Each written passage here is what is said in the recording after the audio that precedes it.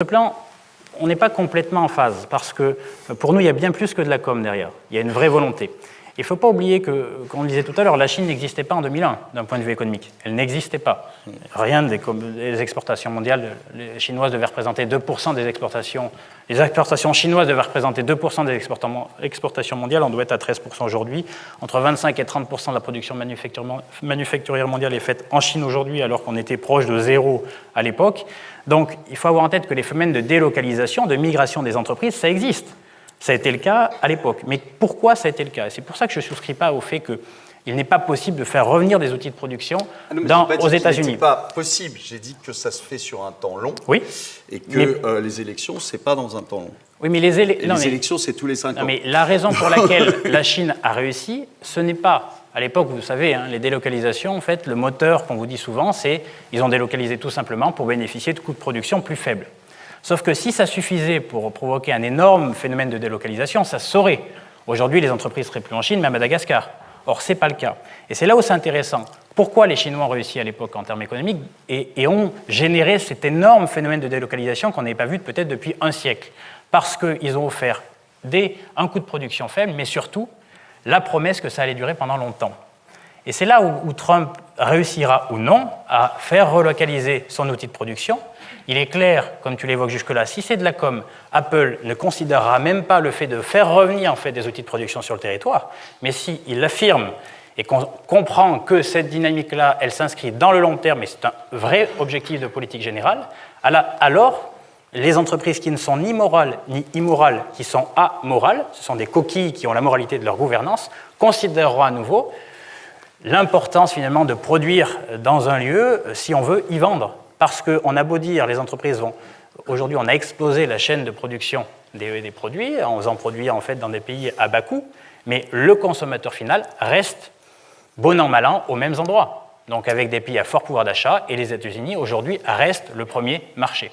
Et si les entreprises américaines veulent continuer à pouvoir bénéficier de ce premier marché-là, je suis à peu près persuadé, si Trump leur donne une visibilité quant au fait que ces règles-là ne sont pas là ponctuellement, mais sont là pour longtemps, qu'on verra un phénomène de relocalisation, finalement, dans ces territoires, ou au moins dans des pays qui lui sont plus proches.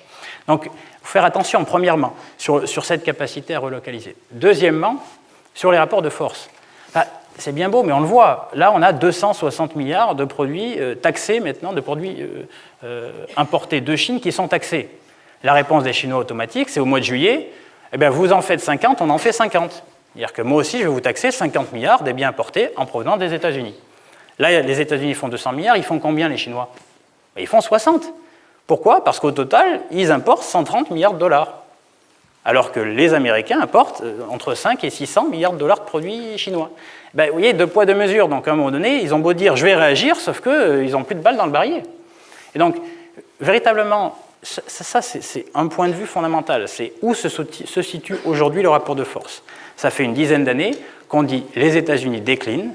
À ce stade, le premier marché au monde reste les États-Unis, avec des fondations certes fragiles, mais finalement pas plus fragiles qu'ailleurs, dans les pays matures. Et en face d'eux, ils ont quoi? Ils ont un pays comme la Chine qui a véritablement explosé, qui est beaucoup plus solide qu'en 2000, mais qui reste avec de grosses fragilités. Tu évoquais tout à l'heure le système financier. Le système financier chinois est extrêmement branlant. Le niveau de dette totale en Chine est extraordinairement élevé. Et encore, si on prend en considération toute la dette non officielle, là, on explose les records, avec une économie qui tourne beaucoup sur l'investissement, à savoir qui est très, très cyclique, donc encore beaucoup sur les débouchés externes. Alors certes, ils ont peut-être un monopole sur les terres rares, ou en tout cas une forte implantation là-dessus, mais quand on fait objectivement le point du rapport de force entre les deux, je crois qu'on sous-estime un peu, parce qu'on a peut-être envie de le sous-estimer, la position dominante des États-Unis actuelle. Elle reste encore dominante, et d'ailleurs on pourrait s'interroger, est-ce que si Trump n'avait rien fait, aujourd'hui les Chinois clairement ont conscience de ces fragilités. Depuis quelques années, ils s'organisent pour y répondre, pour consolider leurs fondations. Mais ce n'est pas encore fini. On en est loin d'avoir fini. Et ce qui fait que cette attaque finalement frontale de la part des États-Unis, c'est un peu le bon timing. Si l'objectif des États-Unis, c'est assurer leur leadership et réaffirmer leur leadership au niveau mondial, c'est le moment de le faire. Parce qu'une fois, effectivement, que la Chine aura consolidé son modèle économique, sera moins fragile, moins financièrement dépendants, moins dépendants des investissements. À partir de là, le rapport de force serait beaucoup plus équilibré. Il est évident que les États-Unis n'auraient pas le loisir de montrer les muscles comme ils le font depuis le premier semestre.